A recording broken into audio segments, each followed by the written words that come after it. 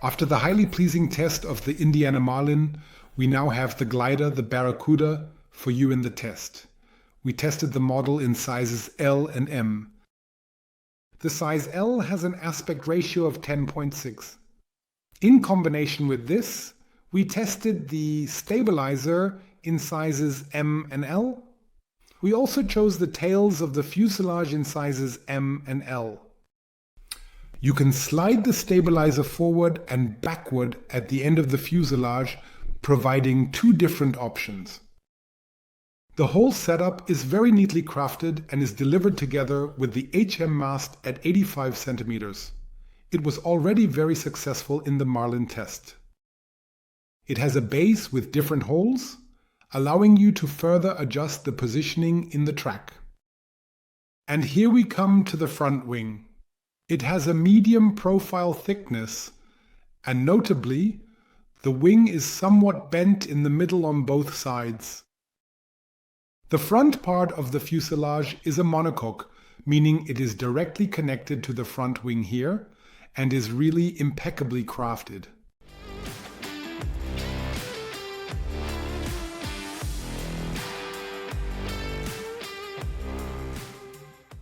The Barracuda in both sizes L and M that we tested is not a climbing miracle, but if you manage to get your board moving forward as efficiently as possible and supply the foil with a very fast flow very quickly, then the climbing behavior is generally excellent to very good compared to other models. Compared to others, however, this is a process that must be executed technically cleanly, so the skills for the foil should be slightly higher here compared to a KT Atlas or a duotone glide, which we tested in the same period for comparison.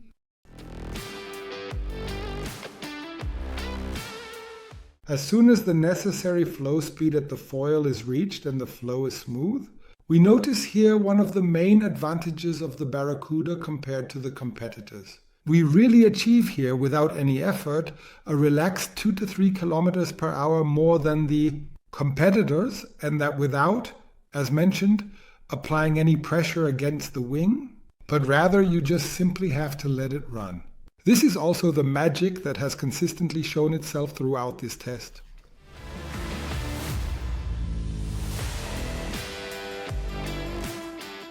Regarding its axis stability, it shows slight variations across different speed ranges. In the low wind range, meaning in the really low speed range, it requires a bit of guidance on pitch, roll, and yaw. And at the moment, when you maintain its incredibly consistently high speed, which is really not difficult and effortlessly achievable, you just need very minimal movement and a continuous angle of attack in order to achieve the desired result. Then the foil runs on its own at a very high speed, and then becomes incredibly easy to control and remarkably stable across all axes, making it extremely reliable. The whole thing is further complemented by really high agility, much to the delight of maneuver enthusiasts. To perhaps understand the two faces a little better, the Barracuda definitely belongs to the more performance-oriented foils among those with an aspect ratio of over 10. This means, however, that you indeed simply have to dare to go just a little bit faster or allow this high speed so that this foil can truly and undoubtedly demonstrate its range and full performance, which, when going fast, is also truly and actually accompanied by more control than when going slowly.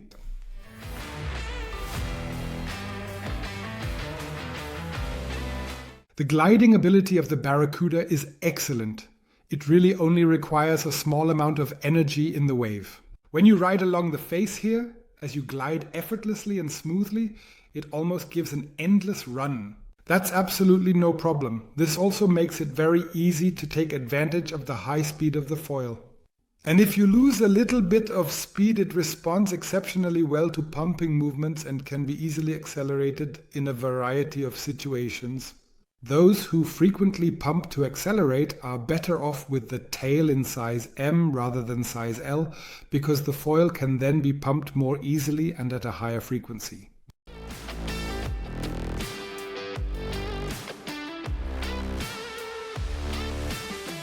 The maneuver enthusiast will definitely be pleased with the agility of the Barracuda and the fact that despite a fairly high elongation when initiating the roll, we encounter no resistance at all. You can go into the lateral tilt at full speed without the foil losing speed in any way. Of course, a slight but essential guidance at the appropriate and correct angle of attack is necessary for this. In this area, the Barracuda really feels very playful and absolutely smooth. Comparatively, it's naturally not quite at the level of the Indiana Marlin we tested, which is even more focused on maneuverability. For jumping in the basic area, the Barracuda is also very suitable, simply due to its high speed.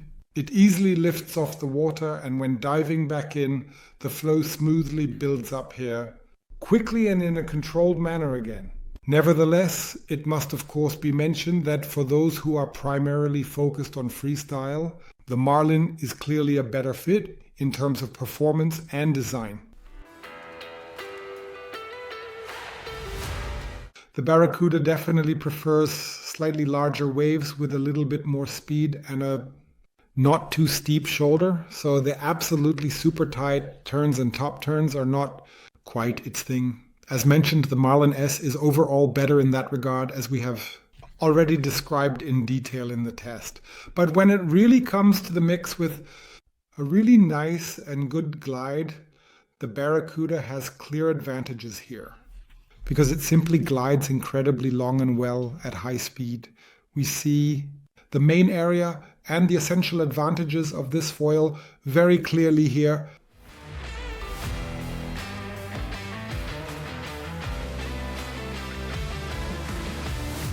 What skills are really needed to have the optimal fun with the Barracuda?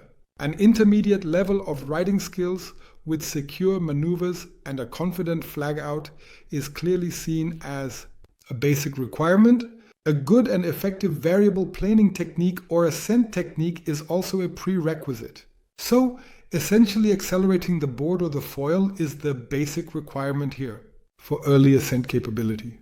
The rest is then a little bit more about how rapidly and efficiently you trust the foil when it naturally and effortlessly runs at a higher speed on its own, and you then realize that it feels increasingly stable and very secure the faster you go. If all these points are indeed met, then this is truly a great foil, and indeed for small to quite larger waves, which then in the larger range should have a somewhat flatter shoulder. In such conditions, you can take full advantage of the performance of the Barracuda.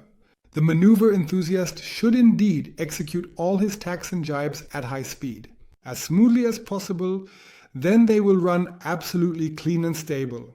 And you can always definitely feel very nicely when you build a bit of pressure against the foil, what a good drive the foil offers, so you can really feel how the pull on this foil is efficiently converted into acceleration. From our perspective, the Barracuda definitely fits excellently into the Indiana foil range, because it really definitely covers the very opposite side of the Marlin as well. For around 2,300 euros, you get a very high quality processed foil here, with a very high speed, which also ranks among the best compared to competitors in combination with a very nice agility that can be operated without effort, is easy to handle, and the wing also indeed delivers an absolutely beautiful glide.